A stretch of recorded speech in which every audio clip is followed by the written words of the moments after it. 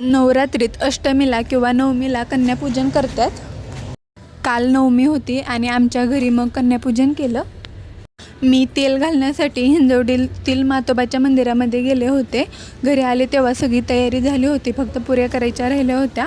मग मी पीठ मळून घेतलं आणि पुऱ्या करून घेतल्या. 6 वाजता मुली आल्यानंतर अगोदर त्यांचे पाय धुवून त्यांना कुंकू लावून घेतलं. तशा तर 9 मुली बोलवल्या होत्या आणि 1 मुलगा बोलवला होता. पण काय झालं माहीत नाही, 4 मुली आल्या नाहीत. मग 5 मुली आल्या होत्या आणि 1 मुलगा पण आला होता. पाय धुवून कुंकू लावल्यानंतर सगळ्यांनी जेवण केलं. जेवणासाठी वरण भात, पुरी, छोलेची भाजी, गोड रवा आणि खीर बनवली होती. आणि हे जेवण बनवताना कांदा लसूण वापरत नाहीत.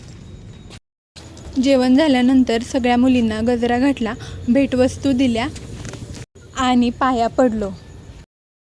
चला तर मग भेटू नेक्स्ट व्हिडिओमध्ये.